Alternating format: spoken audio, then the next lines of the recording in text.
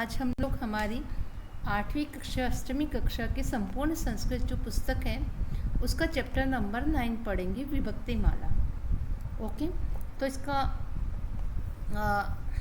धर्मो जयति न धर्म, सत्यम जयति नानृतम, क्षमा जयति न क्रोधो, देवो जयति न असुरः। धर्म की जय होती है, हमेशा धर्म विन करता है, अधर्म नहीं, सत्य हमेशा जीतता है। अनृतम न अनृतम, अनृतम मतलब होता है अनृतम मतलब होता है झूठ, तो झूठ कभी भी नहीं जीतता है। क्षमा जीतती है हमेशा, क्रोध कभी भी नहीं जीतता है। और देव हमेशा, जो अच्छे लोग रहते हैं वो हमेशा जीतते हैं। असुर, न प्लस असुर है, न असुरः, यानी असुर नहीं जीतते हैं। असुर मतलब बुरे लोग। तो यहाँ पर अगर हम आगे चलते हैं तो इसके प्रश्नोत्तर देखेंगे। यहाँ पे प्रथमा विभक्ति है। मैंने आपको बताया था जब भी ग्रामर, जब भी मैंने देव शब्द और कर्ता कारक हम लोगों ने देखे थे, तभी मैंने आपको बताया था कि विभक्ति जो रहती है वो प्रथमा, द्वितीया, तृतीया, चतुर्थी, पंचमी, षष्ठी, सप्तमी और संबोधन, ये नाम में रहता है, सर्वनाम में संबोधन नहीं रहता है। तो इस तरह से हम देखेंगे। तो यहाँ पे देखेंगे धर्मः, ये प्रथमा विभक्ति का है। ओके, अधर्मः, ये भी प्रथमा विभक्ति का है। ठीक है, नेक्स्ट है सत्यम।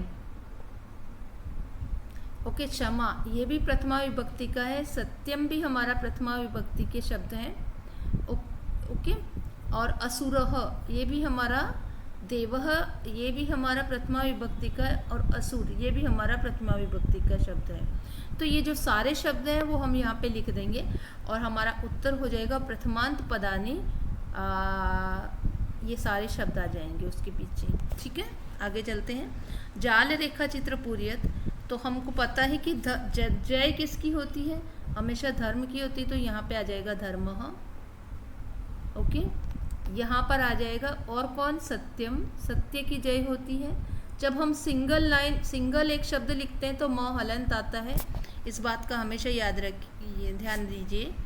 इसके बाद में है क्रोध, क्या जय होता है, तो क्षमा, हमेशा क्षमा जयती या फॉगिनेस हमेशा जीतता है।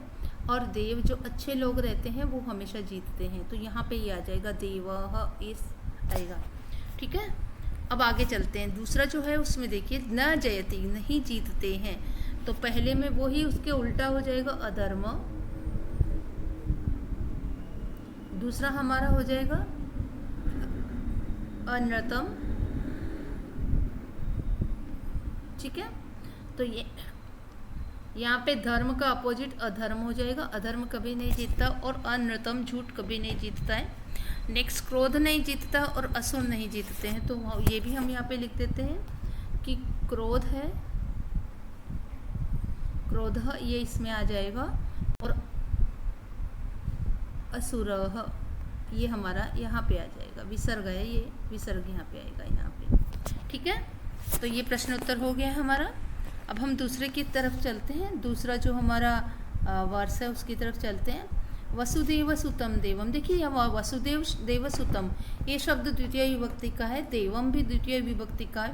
कंस चाणूर मर्दनम, ये भी द्वितीय विभक्ति का है। देवकी परमानंदम, ये भी द्वितीय विभक्ति का है। कृष्णम भी द्वितीय विभक्ति का है। जगत गुरुम भी द्वितीय विभक्ति का है। केवल वंदे है वो हमारा वर्ब है, यानी वो क्रिया है, तो उसको छोड़ के बाकी सारे शब्द हमारे क्या हैं, द्वितीय विभक्ति के हैं। तो हम कौन कौन से शब्द लिखेंगे, द्वितीयांत पदानी शब्द कौन से हैं, वसुदेव सुतम देवम, वसुदेव सुतम देवम, कंस चाणूर मर्दनम, देवकी परमानंदम, कृष्णम और जगत गुरुम, ये सारे द्वितीय विभक्ति के हैं। खाली डॉट को हम लोग म हलंत लगाकर कॉमा लगाते जाएंगे। तो ये दूसरे प्रश्न का उत्तर है। इसका मैं ट्रांसलेशन बता देती हूँ, हालांकि पहले बता दिया जा चुका है कि वसुदेव के पुत्र जिन्होंने कंस और चाणूर को मारा था, ऐसे जो देवकी जो अपनी माता है उसको बहुत खुशी देने वाले हैं, उनको बहुत खुश रखते हैं, ऐसे कृष्ण को, जो कि पूरे संसार के गुरु हैं क्योंकि उन्होंने गीता का उपदेश दिया। ओके, मैं नमस्कार करता हूँ या करती हूँ। आगे देखते हैं। सुभाषिते क्रियापदम किम, मैंने अभी आपको बताया था कि क्रियापद एक ही वर्ड है और वो है वंदे, तो सुभाषिते किम की जगह आ जाएगा वंदे शब्द। ओके, आगे चलते हैं, जाल रेखा चित्रम। अब यहाँ पे हम लोग देखेंगे तो कृष्ण की कौन कौन से नाम दिए गए हैं। तो देखिए, पहला है वसुदेव सुतम, तो म में हलंत लगा देंगे। ओके, तो यहाँ पर हमको क्या करना है, म हलंत नहीं लगाकर हमको जाल रेखा चित्र पूजित करना है। तो यहाँ पे पहला शब्द हो जाएगा सुतः। ओके, वसुदेव सुतः ये शब्द आएगा। ओके, दूसरा हमारा आ जाएगा देवः, तीसरा हमारा आएगा कंस चाणूर मर्दनः, मर्दनः, इस तरह से न विसर्ग लगा देना। देवकी परमानंद दह आ जाएगा। ठीक है, ये शब्द पूरा आएगा, विसर्ग लग जाएगा। ऐसे ही कृष्ण, तो ऑलरेडी लिखा है यहाँ पे श्री कृष्ण। जगत गुरुहु, गुरुहु, गुरुहु, ऐसा शब्द आ जाएगा, विसर्ग आएगा। ठीक है, तो ये इसमें आ जाएगा। आगे चलते हैं हम लोग। काव्य शास्त्र विनोदानि काल विनोदेन कालो गच्छति धीमताम व्यसनेन तु मूर्खाणाम निद्रया कलहेन वा। अच्छे लोगों का समय जाता है वो या तो पोइट्री में पढ़ने में लिखने में जाता है, या तो वो साइंस पढ़ते हैं। उनका टाइम, उनका एंटायर, वो अपने टाइम को इस तरह से बिताते हैं, इस तरह से व्यतीत करते हैं, ऐसे वो स्पेंड करते हैं कि या तो वो पोइट्री या तो लिटरेचर पढ़ते हैं, नहीं तो वो कुछ साइंस पढ़ते हैं। ओके, तो कालो गच्छति धीमताम, धीमता मतलब होता है इंटेलिजेंट पर्सन, अच्छे लोगों का।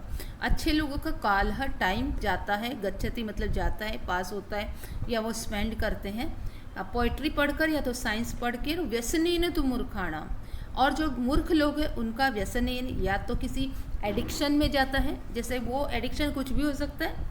आपका किसी गैजेट के साथ एडिक्शन हो सकता है, टीवी के साथ एडिक्शन हो सकता है, आपका अपने फ्रेंड्स के साथ में मतलब फालतू गॉसिपिंग हो सकता है एडिक्शन।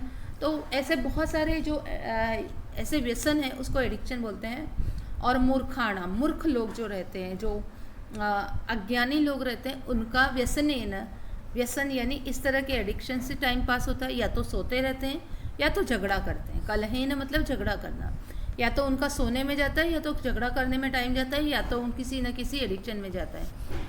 ओके, तो अब हम लोग यहाँ पे देखते हैं तृतीयांत पद कौन कौन से। तो देखो, एक ये जो पद है, ये तृतीयांत है। इसके बाद व्यसनेन तृतीयांत, निद्रया और कलहेन।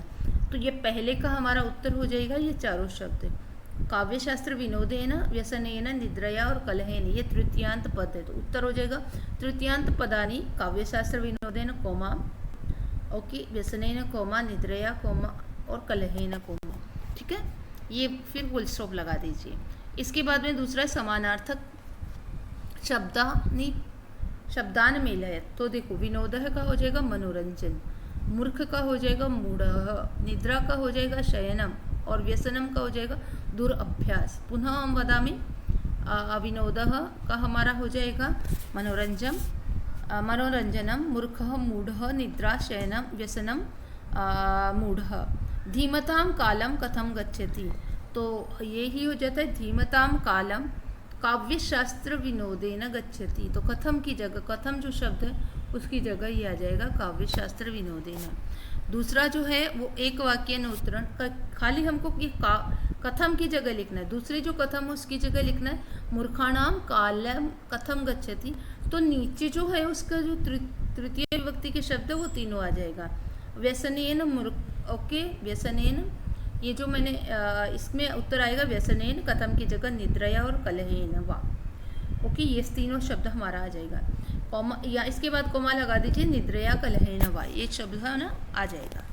किसकी जगह? कथम की जगह।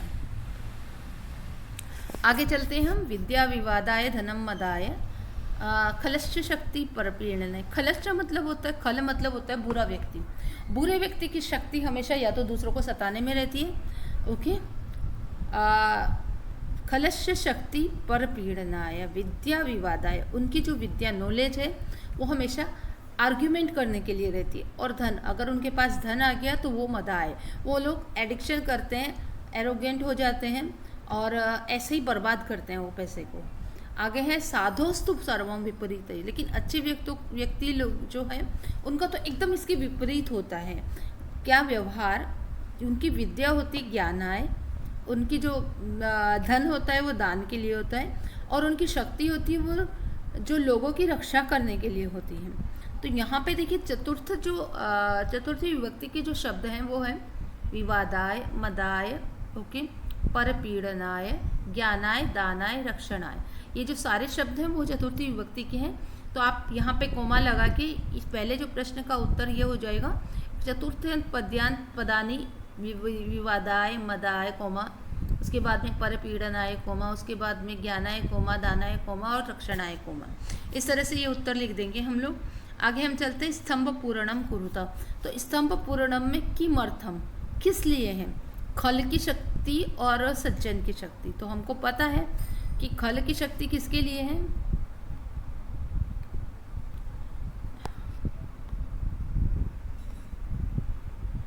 अगर आप देखेंगे अच्छे से तो आपको पता है कि खल की जो है वो खल की विद्या किसके लिए है?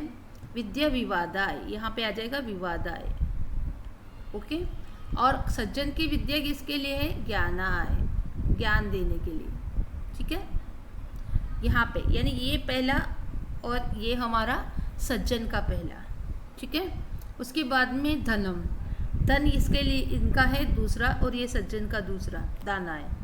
और तीसरा हमारा क्या है? परपीड़ना है, ये तीसरा खलय का यहाँ पे तीसरे में ये लिखेंगे। और रक्षणाय जो है ये हमारा ये हो जाएगा। तो इस तरह से ये उत्तर हो जाएगा, आप लिख लीजिएगा। साधु की विद्या किमर्थम भवति, साधु की विद्या किसके लिए? सेम वही उत्तर है, किमर्थम। तो किमर्थम को हमको क्या करना है? अंडरलाइन करना है, ओके। और किमर्थम की जगह हमको क्या लगना है? साधु की विद्या ज्ञानाय। तो यहाँ पे किमर्थम की जगह ज्ञानाय हो जाएगा और ये क्वेश्चन मार्क कट के फुल स्टॉप हो जाएगा। उत्तर हो जाएगा साधु हो विद्या ज्ञानाय भवति, ठीक है।